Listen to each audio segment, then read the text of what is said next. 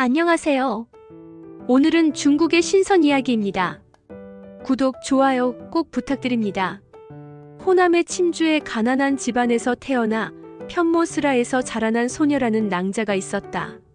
어느 날 개울가에 가서 평평한 돌 위에 쪼그리고 앉아 빨래를 하고 있는데 난데없이 굵은 미꾸라지 한 마리가 소녀 앞에 나타나 맴도는 것이었다.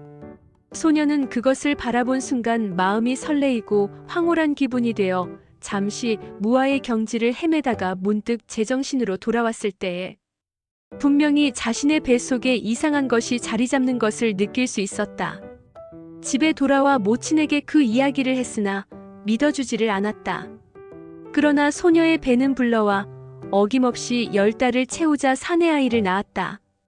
모친은 애비 없는 자식을 낳은 것을 부끄럽게 생각하여 그 아이를 버리려 했으나 소녀는 막무가내로 그 아이를 뒤주 속에 넣어서라도 기르겠다고 고집했다. 어느덧 아이가 7살이 되었다. 소녀는 그동안 아이가 애비 없는 자식이라는 수모받을까 걱정이 되어 밖에 내보내지 않고 집안에서만 키워 아무도 만나게 하지 않았다. 그러던 어느 날 아이가 소녀에게 말했다. 어머니, 저도 이제 자랄 만큼 자랐습니다. 그리고 언제까지나 이러고 있을 수만 없으므로 작별을 올릴까 합니다.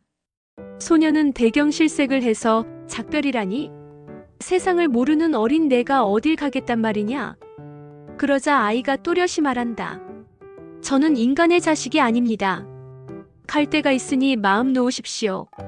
그 말에 소녀는 울면서 역시 넌 내가 짐작한 대로 신선의 씨였구나. 그래, 지금 떠나면 다시는 못 돌아오는 게냐? 아니요, 반드시 모시러 올 것입니다. 제가 없는 사이에 집안에 필요한 것이 있으면 저를 숨겨 기른 뒤주를 열어보십시오. 도움이 되실 것입니다. 라고 말하며 절을 3번 하고 나서 그럼 몸성이 잘 계십시오. 라며 작별의 말을 남기고 살인문을 나섰다. 소녀가 당황해서 뒤쫓아 나가니 아이의 그림자는 이미 보이지 않았다. 소녀가 행산길에서 돌아온 모친에게 이 이야기를 하니 반신반의하다가 이제는 아이가 딸려있지 않으니 혼처를 정하여 시집을 가라고 권했다. 그러나 소녀는 그 말에 귀를 기울이는 일 없이 정절을 지켰다. 그 대신 하루하루의 생활은 점점 더 어려워졌다. 어느 날 이제 말려놓은 강냉이까지 바닥이 나자 먹을 것이 없었다. 소녀는 하늘을 우러러보며 탄식만 할 뿐 방도가 없었다. 소녀는 타고난 인성과 인물이 고와서 사방에서 혼담이 있었기에 모친은 너라도 시집을 가서 고생을 면하라고 매일같이 들볶았다. 그때 소녀는 아들이 하던 말을 머리에 떠올렸다. 아들이 말한 뒤주 속의 조화가 미심쩍으면서도 혹시나 하며 뒤주를 열어보니 몇 달 동안 쌀 한 톨 없었던 뒤주 속에 쌀이 그득히 차 있었다. 그 후 무엇이든 필요한 것을 염원하고 뒤주를 열어보면 그 속에 필요한 것이 들어있어 형편이 더욱 나아져서 부족함 없이 살았다. 그 후 3년이 지나 모친이 노안으로 돌아가셨는데 장례를 후하게 지내드렸다. 그리고 또 30년이 지나 소녀는 독수 공방하며 혼자서 살며 집 밖에 나가는 일이 없었다.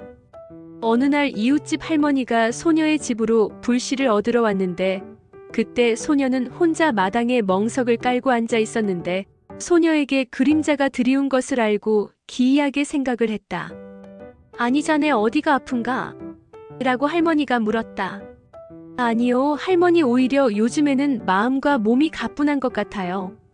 라고 소녀가 답했다. 그러나 할머니는 불씨를 얻어 집으로 돌아간 연후에도 이상하게 소녀가 마음에 걸렸다. 그래서 문득 밖에 나가보니 소녀의 집을 덮어싸듯 오색의 구름이 내려앉아 있는 것이 보였다. 자세히 보니 오색 구름 한가운데에 화려한 옷을 입은 선녀가 앉아 있는데 그것은 틀림없는 소녀의 모습이었다. 그 광경을 본 것은 이웃집 노파만이 아니고 마을 사람들이 모두 뛰쳐나와 지켜보는 가운데 오색의 구름은 소녀의 집을 떠나 잠시 떠나기를 망설이듯 마을 위를 선회하다가 차츰 높아지며 아득히 사라져버렸다. 마을 사람들은 이상하게 생각하고 소녀의 집으로 몰려갔다. 방문을 열어보니 소녀는 단정히 앉아 있었으나 이미 죽은 사람이었다.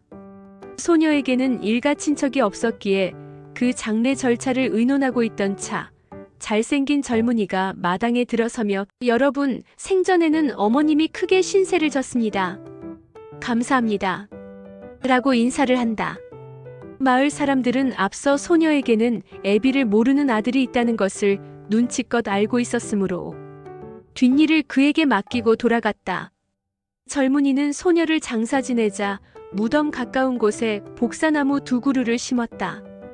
그리고 도와주러 나온 마을 사람들에게 작별을 고하고 걸어가는데 그 발밑에서 구름이 피어오르더니 순식간에 젊은이의 모습이 보이지 않게 되었다.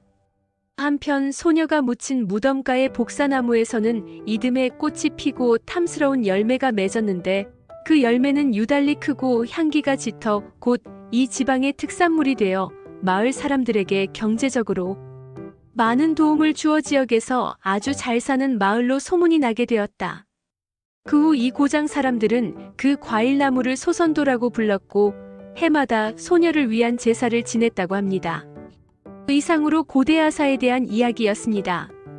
항상 즐겁고 건강하세요. 감사합니다.